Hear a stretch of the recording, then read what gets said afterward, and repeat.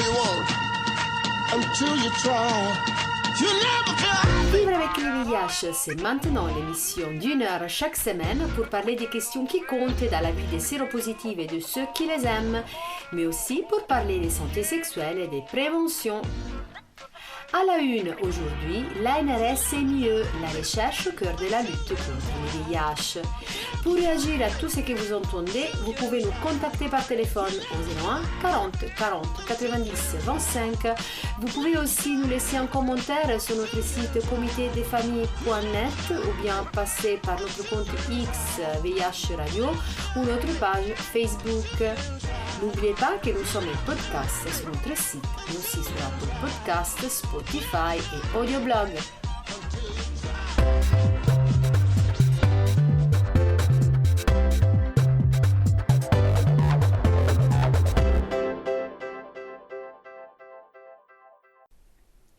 Aujourd'hui, je vais vous présenter l'ANRS et mieux, un institut de recherche fondamentale pour la lutte contre le VIH. Qu'est-ce que c'est l'ANRS et mieux? Quelle est sa raison d'être et son historique? La parole à Hugues Fischer d'ACT UP Paris, depuis toujours militant de la lutte contre le VIH.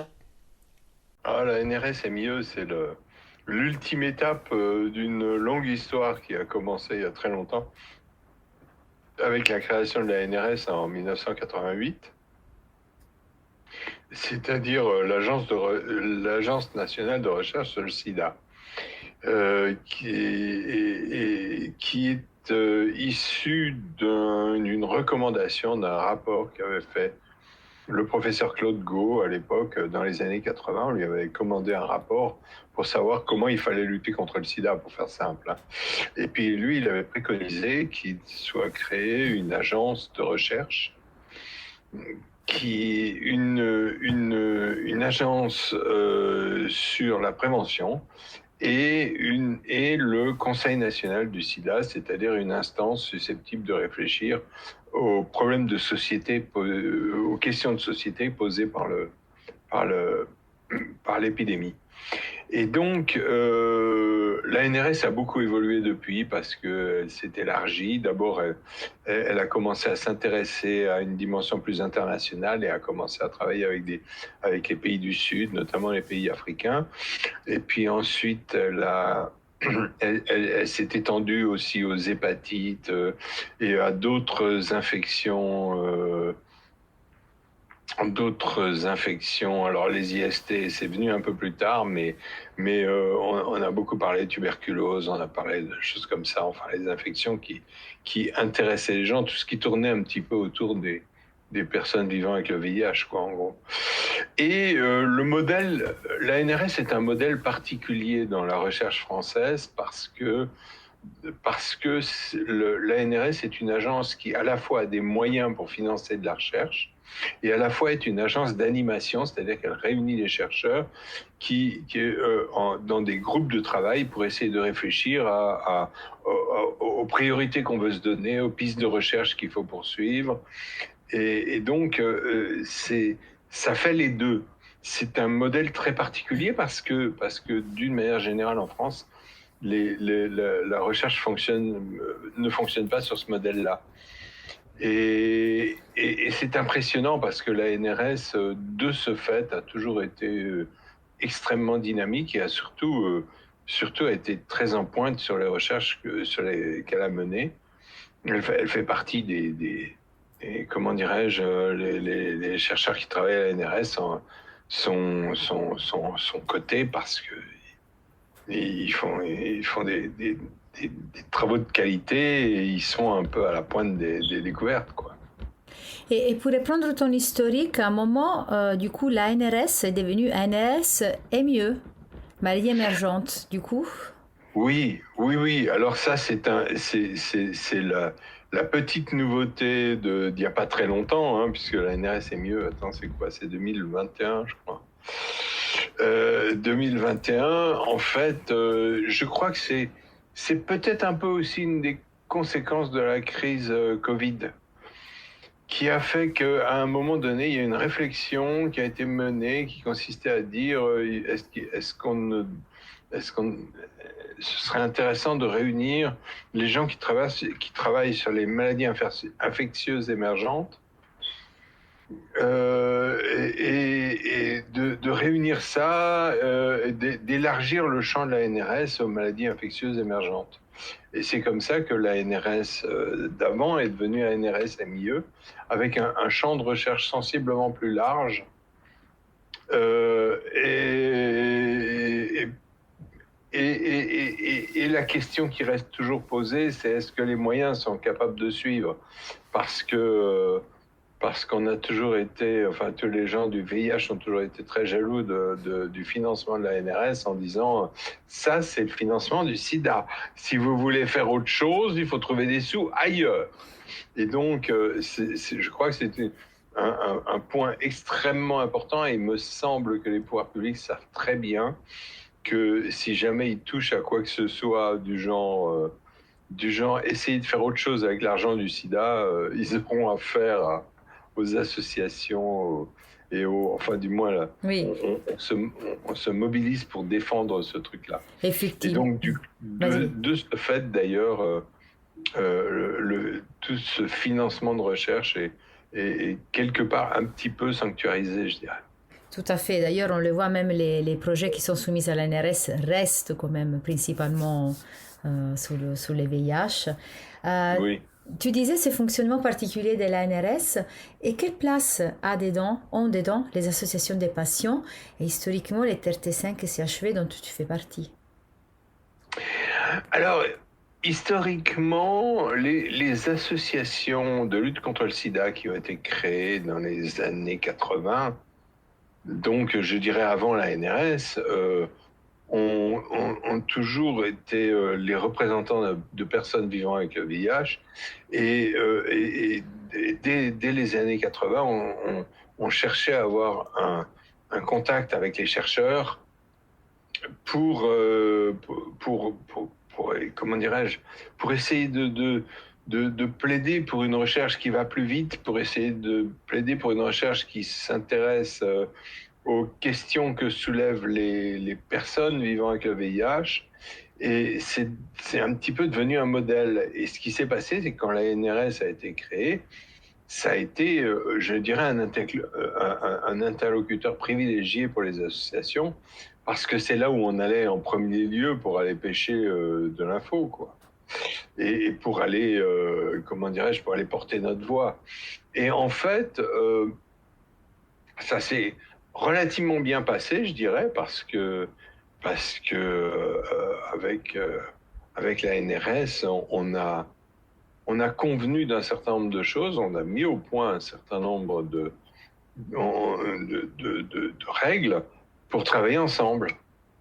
Et donc, c'est comme ça aussi qu'on a créé, à partir des associations qui existaient avant, on a créé le TRT5, qui est devenu le partenaire privilégié de la NRS et qui fait que progressivement, parce qu'il fallait aussi qu'il y ait du monde pour tenir les postes, progressivement, on a investi un petit peu tous les groupes de travail de la NRS avec des représentants associatifs qui s'intéressent à ce qui s'y fait et qui participent aux réflexions qui sont menées, voire effectivement, et c'est pas négligeable du tout, qui participent aux décisions de financement de la recherche. Et tu penses que ça c'est effectif, c'est-à-dire on a vraiment notre voix là-dedans ? Oui. Ça, tu peux le dire parce que tu le sens sur ta participation directe, tu sens que... Oh, mais c'est terrible, quoi. Je veux dire, il y a eu des époques, il y avait des grosses bagarres parce que nous, on voulait soutenir un truc, on sentait bien, mais c'est normal, hein, je veux dire, il y a du débat. Tout le monde n'est pas toujours sur les mêmes lignes, et nous, on défendait un point de vue, et notre point de vue, le point de vue qu'on a défendu il y a des moments, il a fallu vraiment le soutenir, et on n'a pas forcément toujours eu systématiquement gain de cause, évidemment, mais je veux dire qu'on a influencé sérieusement les décisions de la NRS, bien sûr. Et par rapport au futur de l'ANRS, surtout, tu as participé aux dernières journées scientifiques, du coup au projet pour les prochaines années, où ils vont aller ces financements, disons. Qu'est-ce que tu en penses? Tu penses que c'est la bonne direction? C'est quelque chose qui convienne aussi aux associations et aux personnes qui vivent avec le VIH? Oui, d'une manière générale, oui, certainement. La question est, est-ce qu'on en fait suffisamment? Et il y a des pistes qui sont difficiles parce que l'ANRS a beau exister, il faut qu'il y ait des chercheurs pour faire des recherches. Et que dans certains domaines, il y a des domaines dans lesquels il n'y a pas beaucoup de chercheurs, il faut du monde. Et quand les recherches deviennent difficiles et compliquées, c'est plus difficile de trouver des chercheurs pour mener les travaux. Et donc, finalement, je pense que l'ANRS a de bonnes pistes de recherche et défend de bonnes pistes de recherche. La question, c'est à quelle vitesse ça va avancer. Ça dépend de la mobilisation des laboratoires de recherche et des chercheurs sur les thèmes qui nous intéressent. Et c'est aussi une des raisons pour lesquelles, depuis des temps plus récents, les associatifs sont devenus aussi acteurs de recherche. Parce qu'il y a eu des moments où on a dit, ok, d'accord, nous, on veut pousser telle chose, s'il n'y a personne qui le fait, on va le faire. Et on s'est intéressé à faire nous-mêmes, à monter nous-mêmes, à participer en tout cas à des projets de recherche et à être un peu des pilotes de certains projets de recherche. J'ai envie de te poser une dernière question. Je sais que c'est une grande question, mais pour toi, lesquelles devraient être les priorités? C'est très difficile. Je sais. Juste si tu as une qui te vienne... tout de suite. C'est très difficile. Moi, je suis un certain nombre de pistes parce qu'elles m'intéressent, comme le domaine qu'on appelle HIV Cure, c'est-à-dire le domaine de la recherche d'une guérison de l'infection à VIH. C'est une piste très difficile, très complexe. C'est pas facile à suivre, ni à comprendre, ni à poursuivre parce que c'est très pointu, très ardu, mais ça me paraît être une des pistes essentielles dans lesquelles il faut pas bouger. Il y a autre chose, un autre aspect qui m'intéresse aussi, qui est plus, comment dirais-je, dans un domaine un petit peu plus sciences humaines et sociales, si on veut, c'est de travailler sur l'utilisation de ce qu'on a, c'est-à-dire de faire des recherches d'implémentation, des recherches pour savoir comment adapter les réponses scientifiques que l'on a à la réalité du terrain. C'est quelque chose, ça paraît c'est parfois un peu négligé parce qu'on considère que voilà, ça y est, on a fait une grande découverte. Mais voilà, on s'aperçoit que tout le monde n'en profite pas, que tous les gens ne sont pas à égalité d'accès, et donc il est important de mener des travaux et avec un profil de chercheur, je veux dire avec une méthodologie de recherche, pour essayer de comprendre comment on fait pour permettre le meilleur accès aux personnes qui ont besoin des connaissances que l'on a pour avancer, pour combattre la maladie. Maintenant, je passe la parole au directeur de l'ANRS-MIE, Yazdan Pana, qui va nous parler et développer les engagements de l'ANRS pour les 5 prochaines années. Alors, vous savez qu'on a achevé un travail important, associant notre communauté, notre conseil scientifique international, nos collaboratrices et collaborateurs, de définition de nos orientations, une dizaine d'objectifs qui ont été définis et précisés dans un document que nous avons rendu public. Nous mettrons la poursuite de ces objectifs au service de la vision portée par l'agence, qui est celle d'un monde où le VIH, les IST, les hépatites, la tuberculose ont été éliminés, où les maladies infectieuses émergentes ne constituent plus une menace. Donc vous voyez des ambitions assez élevées pour l'agence. Nous pensons que les recherches soutenues par l'agence doivent changer la vie, avoir un impact aussi important que possible sur la santé des populations, et nous pensons aussi que pour cela, il faut qu'on définisse des priorités. Alors, avec vous, avec notre communauté, avec notre conseil d'orientation, avec notre conseil scientifique international, on a dégagé un certain nombre de priorités stratégiques. Bien sûr, l'agence sera ouverte à tous les projets d'excellence. Les priorités ne seront pas exclusives, mais l'agence va s'employer à encourager la poursuite de ces priorités. Alors, quelles sont ces priorités? Dans le périmètre que j'appellerais plus historique maintenant, et je pense qu'il faut qu'on arrête d'employer ce mot, mais dans les activités autour du VIH, des IST, des hépatites et de la tuberculose, on a défini 5 priorités. Tout ce qui est recherche interventionnelle pour la mise en œuvre et l'optimisation des interventions, ce qu'on appelle recherche d'implémentation, parce que l'idée c'est qu'on a énormément d'outils, qu'avec ces outils on peut faire beaucoup de choses, mais qu'on ne le fait pas.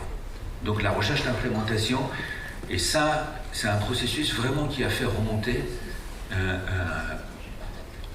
un processus qu'on a mis en place avec l'aide notamment de Geneviève Schell à Bordeaux pour que ça soit objectif, qui a fait remonter ces priorités. Deuxièmement, la prévention de la transmission de la mère à l'enfant du VIH, des virus, des hépatites et des IST. La NRS est mieux à une perspective qui est globale, et il s'agit des problèmes importants qui persistent dans les pays à ressources limitées notamment. Tout ce qui est prévention biomédicale, non vaccinale et non biomédicale, que ce soit sexualité, comportement sexuel, éducation, information, autonomisation, accès aux soins, pour ce qui est les IST et le VIH. Pour ceux d'entre vous qui viennent de la CROI, vous avez vu qu'une des problématiques majeures aujourd'hui, c'est l'émergence des IST.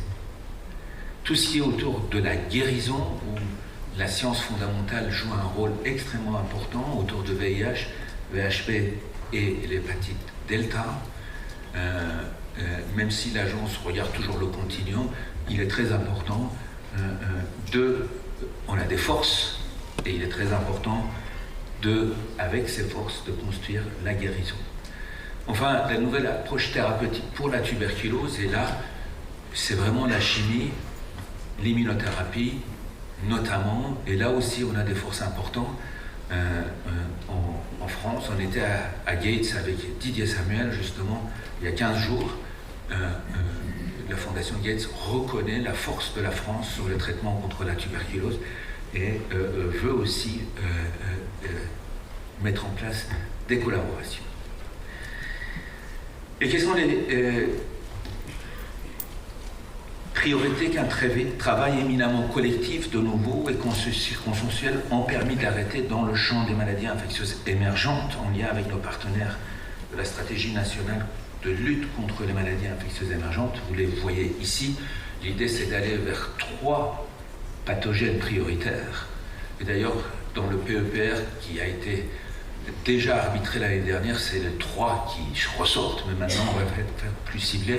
Les viroses respiratoires, les arboviroses et les fièvres hémorragiques, autour de l'acquisition des connaissances fondamentales, autour de l'organisation de la recherche et développement, diagnostic, vaccins sur lesquels je vais revenir tout à l'heure, et traitement, et pour préparer les autorités et le public à répondre aux crises épidémiques. Vous avez vu à quel point c'était important. Voilà les priorités thématiques. À ces priorités s'ajoute un certain nombre de grands engagements stratégiques qui vont aussi définir le futur de la NRS. Et j'évoquerai successivement, mais succinctement, la recherche vaccinale, sur laquelle Didier Samuel va revenir, notre engagement international et notre programme en direction des chercheurs. Alors le vaccin, vous avez vu dans les priorités, il n'y avait pas le vaccin.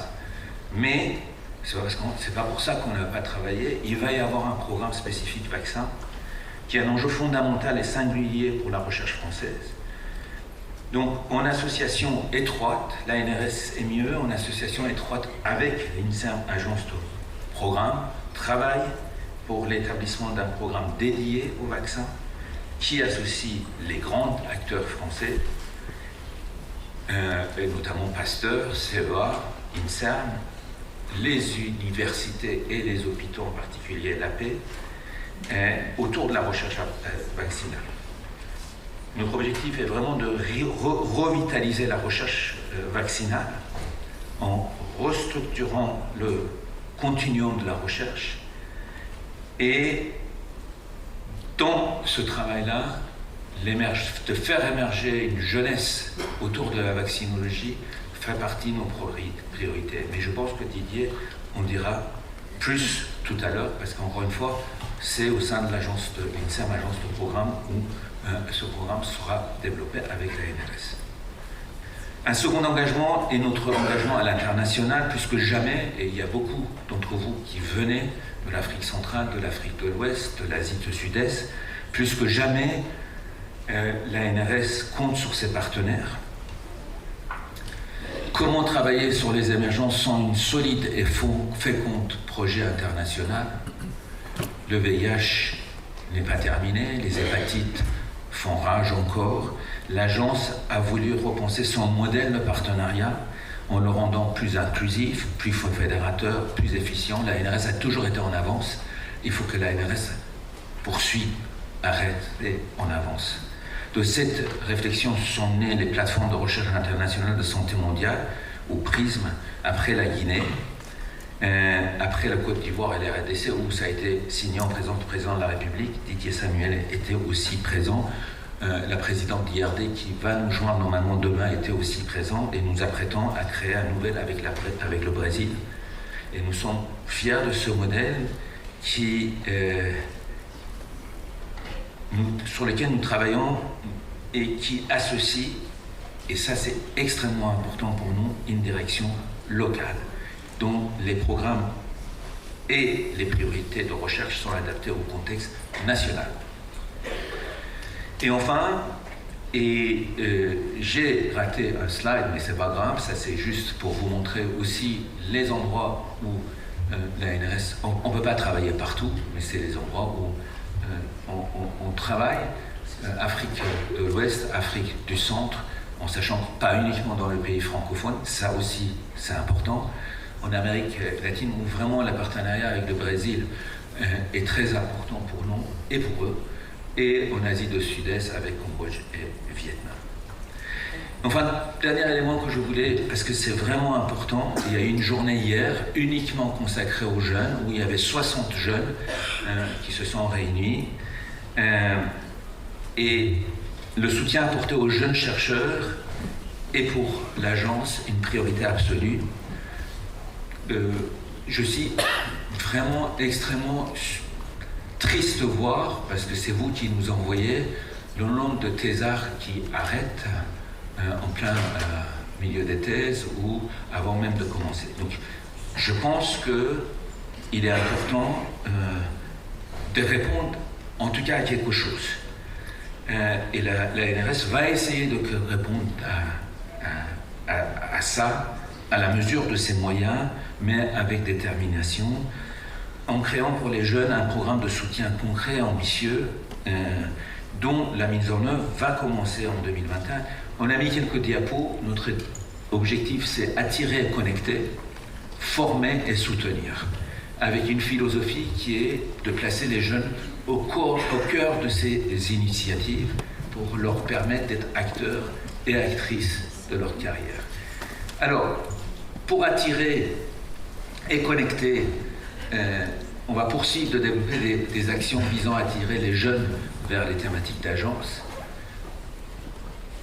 On a eu, mais on va essayer de mieux cadrer de ce qu'on appelle les fellowship programmes, qui sont des financements de bourses de thèse ou de post-doc. On va créer de manière plus visible, j'arrête pas d'avoir des demandes, des bourses de mobilité pour financer la mobilité à court terme dans un laboratoire étranger pour se former ou développer des nouvelles perspectives, des financements d'exploration pour encourager les chercheurs afin d'obtenir les premiers résultats qui permettront de monter des nouveaux projets, des financements de projets, ça y était, mais là on va pousser que ce soit les jeunes, que ça ne soit pas toujours dans le cadre derrière un nom, mais de leur laisser à eux le soin d'être des PI. Et enfin, ce qui semble intéresser beaucoup, les financements d'implémentation pour permettre aux jeunes de s'implémenter durablement au sein d'une équipe établie et de diriger leur propre groupe de recherche. En sachant que ça doit faire en articulation avec ce qui est déjà présent par les universités, par l'INSERM, par le CNRS, les programmatiques, pour essayer justement de pousser ces gens-là, d'avoir plus d'actifs à venir, plus de RC notamment. Donc ça sera vraiment fait en coordination dans notre conseil d'orientation. On a un président d'université, on a un pré-DG d'INSERM, on a le CNRS, etc. Donc c'est vraiment en articulation avec eux. Et là, c'est quelques plans d'action pour cette année. Le réseau des jeunes chercheurs, tout ce qui est attiré, connecté, ça a commencé hier, parce qu'on a fait un événement. Les fellowships, on a déjà des bourses pour la C-modélisation, des bourses pour la Roue France, les arbovirus. On va lancer 9 bourses de master pour les jeunes de réseau international, et ça c'est en 2024. Et pour tout ce qui est soutenu, appel à projet dédié, il y aura 4 à 6 financements d'exploration, 4 à 6 projets de recherche portés par des jeunes et un financement d'implémentation qui est plus cher dès 2024 pour lancer ce programme. Et je remercie toute l'équipe qui, à l'agence, a beaucoup travaillé, maintenant depuis 2 à 3 ans, et aussi donc les 2 chercheurs, Charles Hullet de Montpellier qui est dans la salle, et un autre jeune qui est Jean-Michel Pavlovski aussi, qui a coordonné ce programme et nous ont aidés pour le pousser. Nous ne cessons de réfléchir bien sûr au financement de ces engagements et de nos priorités. Jusqu'à aujourd'hui, l'agence a tenu les objectifs qu'elle était fixés avec l'aide du gouvernement, et je remercie bien sûr en particulier le ministère de la Recherche. Et nous sommes arrivés globalement, grosso modo, à un budget de 100 millions, mais la pérennité de nos financements n'est pas acquise, ou est acquis en partie. Nous aurons besoin de nous donner une meilleure visibilité sur nos ressources à venir pour les recherches, notamment sur les maladies infectieuses émergentes, en France, mais aussi, et ça j'arrête pas de le dire pour l'instant, ça passe pas très bien auprès de chercheurs, mais il faut qu'on aille chercher au service de notre communauté de nouvelles ressources à l'Europe, auprès des fondations Gates, Wellcome Trust, maintenant on connaît très bien le nouveau directeur, les bailleurs internationaux. L'effet levier, il faut que ça marche en plein. Les gens étaient habitués à la NRS comme unique financeur, mais ça, c'est une nouvelle stratégie, et vous allez voir, on va pouvoir avoir plus de financement. Nous soutiendrons les stratégies de cofinancement. On fait des cofinancements cette année avec MRC Afrique du Sud, l'année prochaine avec le DZDF allemand, aussi avec FAPESP au Brésil. L'idée, c'est de faire des projets de cofinancement avec les pays. On a 3 déjà dans les circuits, et ça aussi, ça nous permet d'augmenter le nombre de projets qu'on fait.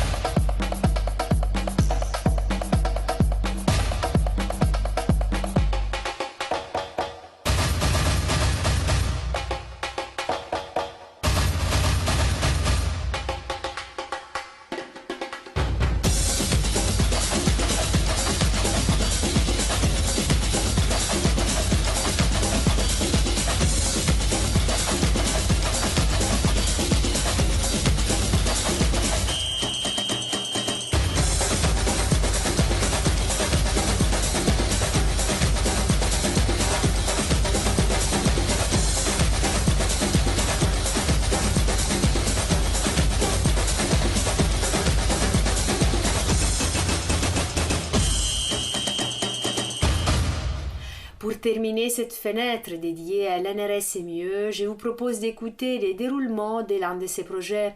Présenté par Florence Baudot-Livine, ce projet se déroule au Bénin et au Mozambique sur le développement neurocognitif et la santé mentale des ados exposés au VIH. Donc, je suis enseignant-chercheur à l'EHESP, l'École des hautes études en santé publique, et je mène mes recherches dans le cadre de l'équipe Elixir à l'IRSET, l'Institut de recherche en santé et environnement. Et je vais vous parler de notre projet MIPA d'Adomo que je mène avec ma collègue Raquel González du centre de recherche de Manissa au Mozambique et de l'Institut de santé globale à Barcelone en Espagne. Alors, je vais tout d'abord replacer un petit peu nos recherches dans un cadre plus large, plus conceptuel, qui s'appelle le DOA. Donc, je vais vous expliquer ce que c'est. Je vais vous expliquer en quoi consiste le développement cognitif des enfants, très brièvement. Et puis ensuite, je vais vous parler de cohortes que je mène au Bénin et de travaux qu'on a menés, alors pas sur le VIH, mais sur le paludisme et les helminthes. Et c'est ces travaux qui nous ont amenés à nous intéresser au VIH.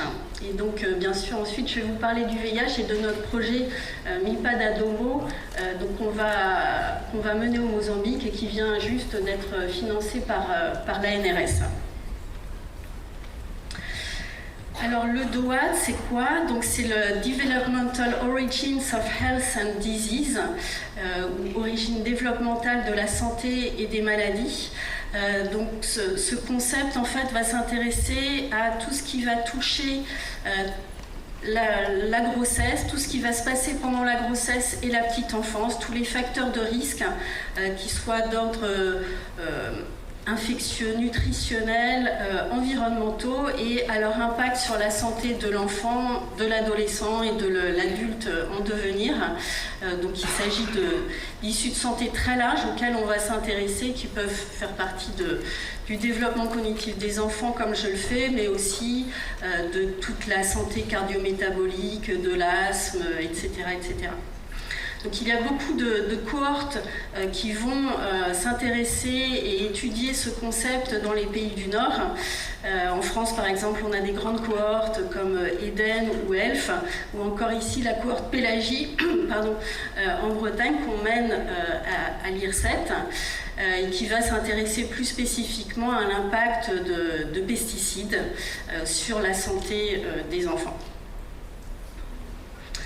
Alors le développement cognitif des enfants, qu'est-ce que c'est? Eh bien, ça va être de multiples habiletés de l'enfant qu'on peut mesurer par la motricité. Alors le développement cognitif qu'on va approcher par le quotient intellectuel, le langage, le comportement, les troubles de l'attention et de l'hyperactivité ou encore les fonctions exécutives.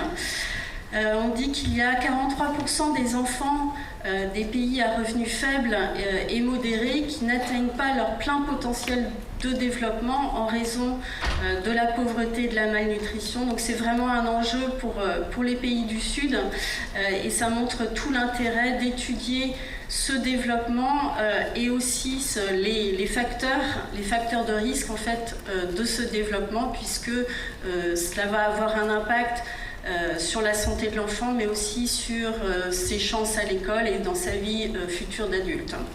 Donc on va s'intéresser dans ce genre de cohorte à des petites différences d'habileté, en fait, qui ne vont pas forcément être cliniquement décelables, je dirais. On ne va pas s'attendre à des gros handicaps en lien avec des petites expositions pendant la grossesse. Mais en revanche, au niveau de la population, si beaucoup de personnes sont exposées à ces facteurs de risque, eh bien, on sait qu'on va avoir une augmentation du pourcentage d'enfants avec un retard mental au niveau de la population. Ici, comme illustration, c'est l'exposition au plomb qui est un neurotoxique connu. Donc c'est vraiment important de mieux connaître ces facteurs de risque sur ce développement. Voilà, donc dans le cadre de ce concept du DOAD, je mène depuis 14 ans une cohorte à Alada, au Bénin, avec Achille Masubuchi au Bénin, et puis en lien avec des collègues de l'IRD, notamment Michel Cotte. Donc au départ, il y a eu un essai clinique qui s'appelait l'essai MIPAD, qui est un essai multicentrique financé par l'Union européenne, EDC-TP, dans différents pays, donc au Bénin bien sûr, mais aussi au Mozambique, et donc je vais vous en reparler tout à l'heure, et aussi au Gabon, en Tanzanie et au Kenya. Donc cet essai clinique comparait 2 traitements préventifs intermittents contre le paludisme pendant la grossesse, la sulfadoxine, pyrimétamine et la mefloquine. Et donc des femmes ont été incluses pendant la grossesse, avant la fin du 2e trimestre de grossesse, avec des questionnaires, des mesures, des prélèvements, et puis aussi on a suivi ces enfants à 1 an pour à nouveau évaluer les enfants, leur santé et là leur développement psychomoteur. Puis à 6 ans à nouveau, et là on prépare le suivi à 13-14 ans. Donc c'est une cohorte assez unique en Afrique subsaharienne puisqu'on mesure de nombreuses expositions qui vont être très importantes dans le cadre de ce concept du DOAD. Donc des facteurs environnementaux, nutritionnels qui vont être très importants et aussi ici bien sûr infectieux comme le paludisme ou des infections par helminthe. On a observé une mortalité très importante dans cette cohorte puisque 15% des enfants sont décédés avant l'âge de 6 ans. Et on a réussi à suivre environ 65% des enfants survivants à l'âge de 6 ans. Alors ici, je vous montre comment on évalue le développement cognitif des enfants. Il existe à l'heure actuelle très peu de tests, il en existe, mais assez peu pour l'instant, qui ont été développés et validés pour des populations africaines. Donc pour l'instant, on a utilisé des tests qui ont été développés aux États-Unis, pour certains validés en France, alors en langue française, comme le KBC2. Et donc on a choisi ici des tests qui ont été utilisés dans d'autres pays d'Afrique subsaharienne, qui sont validés malgré tout pour ces populations. Et puis voilà, on a formé spécifiquement une équipe de psychologues pour administrer ces tests sur le terrain. Alors quelques résultats. On a trouvé pour la première fois une association entre le paludisme prénatal et le développement cognitif des enfants à long terme, à 1 et 6 ans. Donc c'est ce que vous voyez ici avec le KBC2, qui est un test qui mesure le développement cognitif de façon globale chez l'enfant. On le voit particulièrement pendant le 2e trimestre de grossesse et à l'accouchement. Alors bien sûr, on savait déjà que le paludisme prénatal avait un impact sur le fœtus et notamment augmenter le risque de prématurité et de petit poids de naissance. Mais là, ces résultats sont vraiment importants puisque la plupart des essais cliniques qui testent des nouvelles interventions pour prévenir le paludisme s'intéressent à la prématurité et au petit poids de naissance, et on voit ici que c'est pas suffisant, qu'il faut aussi s'intéresser au développement cognitif de ces enfants, d'autant plus que nos résultats suggéraient que le mécanisme qui pouvait expliquer ces résultats ne passait pas par la prématurité ou le petit poids de naissance. On a aussi retrouvé des associations entre les infections prénatales par helminthe et le développement cognitif des enfants à 1 an et aussi leur comportement à 6 ans. Alors, quels sont les mécanismes possibles ? Donc, dans ces études, au départ, on a pensé à des mécanismes par l'anémie maternelle, la prématurité ou le petit poids de naissance, qui n'ont pas été confirmés par nos résultats. On a mené des analyses de médiation qui n'ont pas confirmé ces hypothèses. Donc aujourd'hui, on s'oriente plutôt vers des hypothèses d'inflammation en fait. Et donc ça sera des études à mener ultérieurement pour confirmer ces hypothèses. Voilà, donc je vous ai parlé du développement cognitif des enfants. Il y a un autre aspect aussi auquel on s'intéresse. Il s'agit de la santé mentale de l'enfant en Afrique subsaharienne. C'est un sujet très important. Une grande partie de la population est affectée. Et pour l'instant, il y a relativement peu d'études encore sur ce sujet.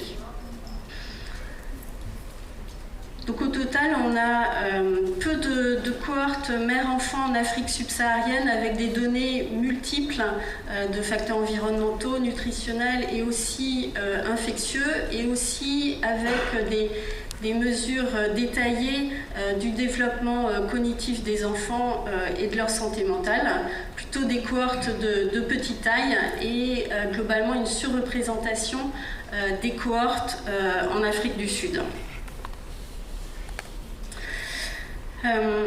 Voilà, donc on a retrouvé des liens entre des infections prénatales, le paludisme et les helminthes, en lien avec le développement cognitif des enfants et leur comportement.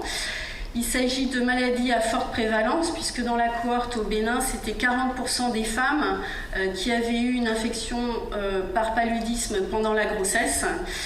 Les infections par helminthes, c'est une maladie aussi extrêmement fréquente, puisque 2 milliards des personnes dans le monde sont affectées.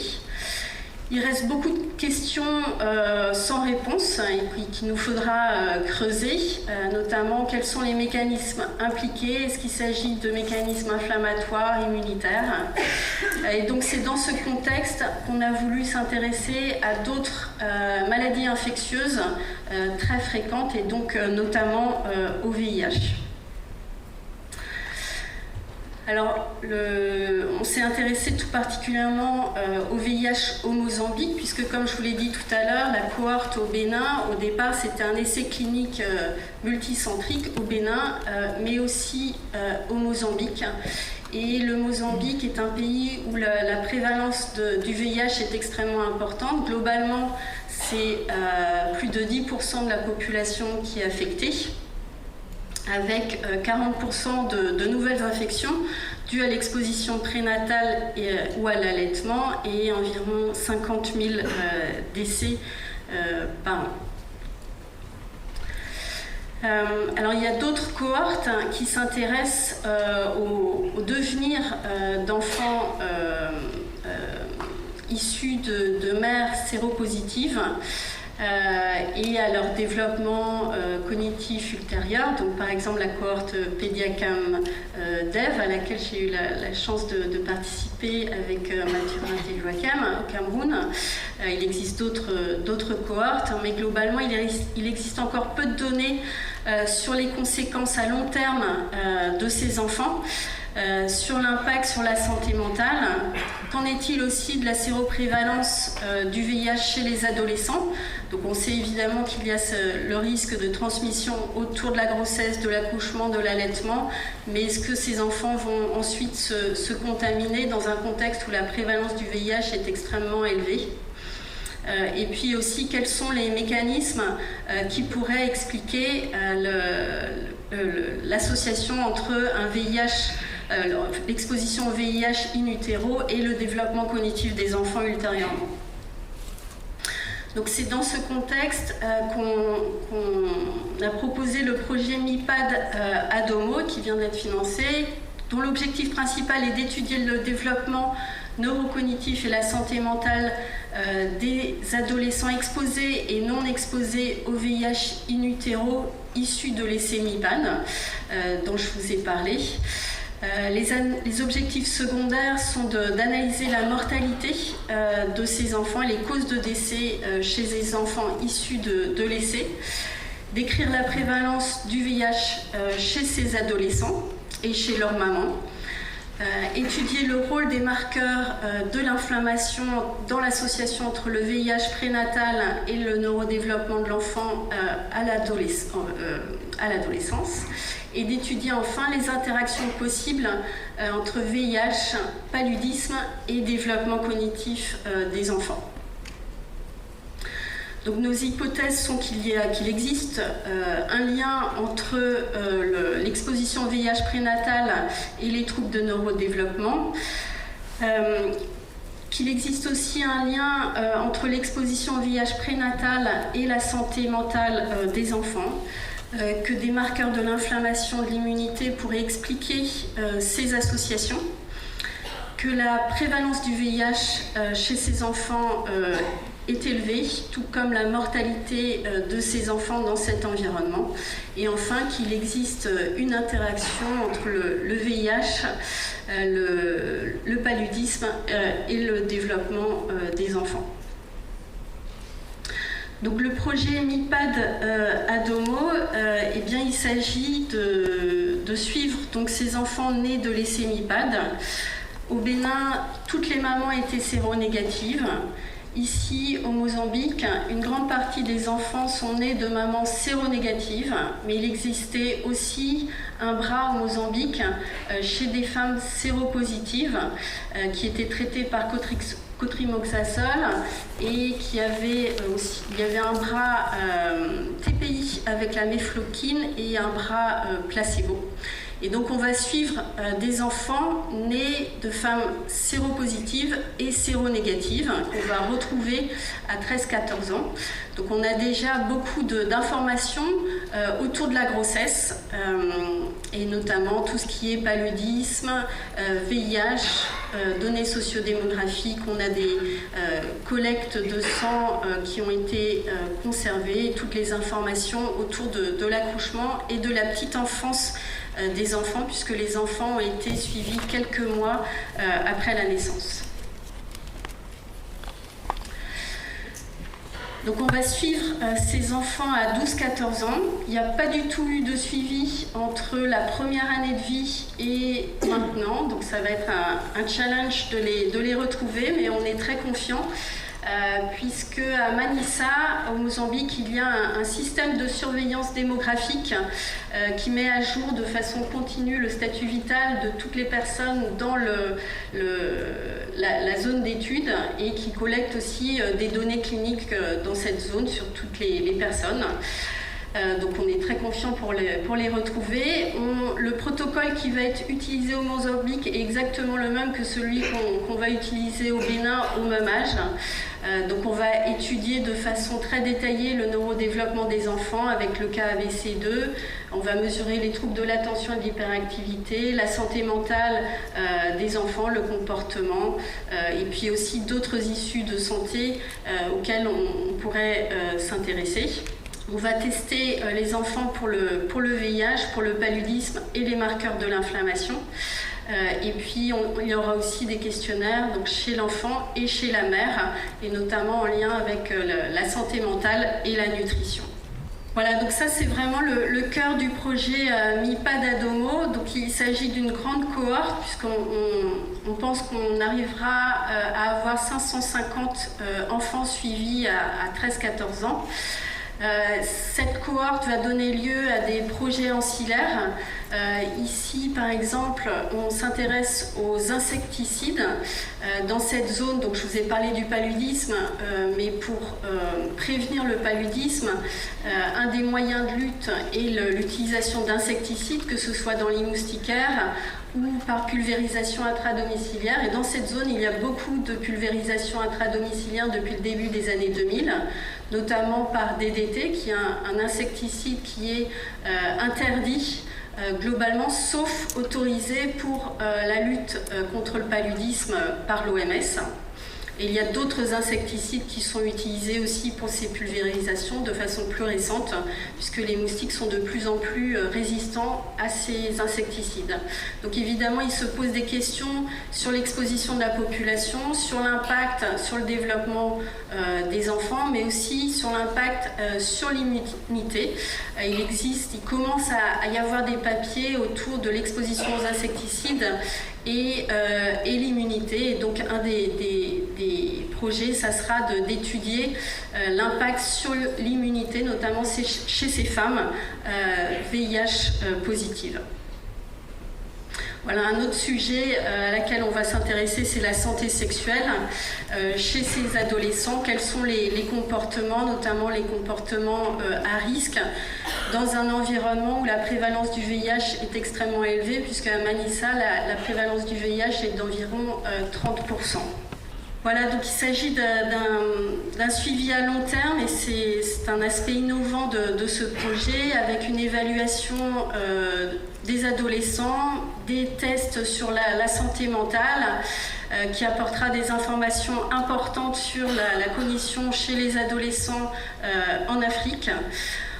On a une grande faisabilité grâce au système de surveillance démographique du centre de recherche de Manissa.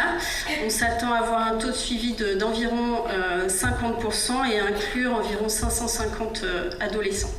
Voilà, donc en conclusion, il y a un grand intérêt à suivre de grandes cohortes mères-enfants en Afrique subsaharienne, surtout pour des issues relativement peu étudiées jusqu'alors et qui sont très importantes.